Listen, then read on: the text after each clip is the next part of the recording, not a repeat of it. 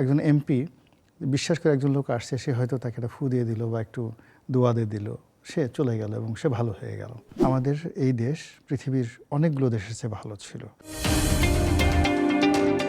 সংসদ সদস্যদের উপর সকল কাজ করতে হবে তাদেরকে, এই কারণে যে মানুষ তাদের কাছ থেকে আশা করে। এখন হয়তো তারা ডাক্তারই জানে না, তারা হয়তো ঝাড়ফুঁক জানে না। আমরা এমপি ছিলাম, দেখা গেল একজন এসে বললো আপনি একটা ফু দিয়ে দেন, মাথায় একটা হাত বুলিয়ে দেন। তো এরকম তারা আশা করে, এবং দেখা গেল যে একজন এমপি বিশ্বাস করে একজন লোক আসছে, সে হয়তো তাকে একটা ফু দিয়ে দিল বা একটু দোয়া দিয়ে দিল, সে চলে গেল এবং সে ভালো হয়ে গেল। তো এরকম এলাকার জনগণের উন্নয়ন তার কাজ না, এটা উপজেলা চেয়ারম্যানের কাজ, ইউনিয়ন পরিষদের কাজ। এমনকি এলাকার একটা মুরগি চুরির যে ঘটনা, সেটাও দেখা গেল যে একজন লোকের সাথে এমপি সাহেবের সাথে খুব ভালো খাতির। এই ধরনের স্বাস্থ্য বিষয়ক সকল জটিলতার উত্তর মন্ত্রীকে দিতে হবে, কিন্তু এটা তো একটা টেকনিক্যাল বিষয়, এটা ওই টেকনিক্যাল লোকই উত্তরটা দিতে পারে, মন্ত্রীকেই দিতে হবে এমন তো কোনো কথা নেই। মূল ব্যাপার যে মাইকের যে মাউথ পিস আছে, ওটা নিয়ে তো লোকজন সবাই তার সামনেই যায়, এবং তাকে এই কথাগুলো বলতে হয়। তার সে কথা বলতে জানে, কথা বলতে ভালোবাসে। এবং আমরা যেরকম টকশোতে যারা আসে, আমরা কিছুই জানি না, কিন্তু আমাদের সব বিষয়ে পাণ্ডিত্য দেখাতে হয়। তো এটা আপনি তো পড়াশোনা করেন, আমিও বইটাই ঘাঁটি, আমার ধারণা পাবেল ভাইও পড়াশোনা করেন। আছে ওই, তারপরে যে মানুষের এক্সপেকটেশনের কারণে যাকে বলা হয়, আমরা বলার পর অনেকে বিরক্ত হয় যে এই লোকটাকে কোনো কাজ নাই, সব ব্যাপারে পণ্ডিত, মরে না কেন, এই এখনো পর্যন্ত এতদিন হয়ে গেল, সেই 2009 সাল থেকে টকশোই করতেছে, এর কথার কোনো শেষ হয় না।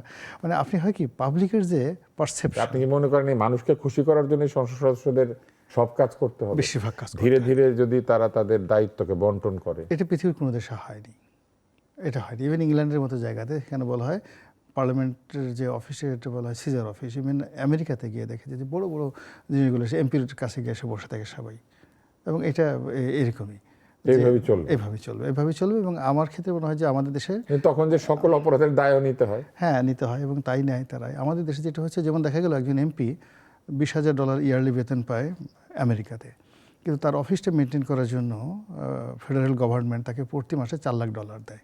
অর্থাৎ আমার একজন এমপির অফিসে অ্যাভারেজে 35 থেকে 70 জন পর্যন্ত কনস্টিটিউশন অনুযায়ী লোক কাজ করে। সেটা আমাদের এখানে তো করে না, আমাদের এখানে। তো আমার প্রশ্নটা সেটাই ছিল যে আমরা সেটা করলে কি সহজ হতো না? এমপি আইন নিয়ে চিন্তা করতো, বড় বড় ডিসিশন নিত, আর বাকি কাজগুলো অন্যরা করতো। হ্যাঁ, ওই তো তার অফিস, তার অধীনে। অর্থাৎ এমপির যে অফিস, সেই অফিসের বাইরে ওই এলাকার তাকে বলা হয় প্রাইম মিনিস্টার, তার বাইরে কোনো কিছু হবে না, তার হাত দিয়ে সব কিছু হতে হবে। এমনকি ডোনাল্ড ট্রাম্পও সেখানে কিছু করতে পারবে না তার এমপির এলাকাতে। এটাই আমেরিকাতে একজন কংগ্রেসম্যান। এই যে আমাদের আমেরিকান ভদ্রলোক আলী রিয়াজ, সেটা কেন চালু করতে চাইলেন না? সেটা হয়তো উনি আলী রিয়াজ আবার কেন করছে আমি এটা বুঝি না। ওনার সাথে আমার এমনকি ওই কমিটিটাকে সবাই আলী রিয়াজের কমিটি বলে, কিন্তু ওটা কিন্তু ডক্টর ইউনূসের কমিটি, উনি তো সভাপতি ছিলেন। তারপর কি মনে হয় যে আমরা কি অদূর ভবিষ্যতে ওইরকম একটা বাংলাদেশের জায়গায় যেতে পারবো যেখানে, কেন পারবো না, আমরা আধুনিক বিশ্বে যা হয় সেটাই এখানে করতে পারবো? আমরা আধুনিক বিশ্বের সাথে আর ভালো করতে পারবো, কেননা দীর্ঘ সময় ইতিহাস আমাদের এই দেশ পৃথিবীর অনেকগুলো দেশের চেয়ে ভালো ছিল।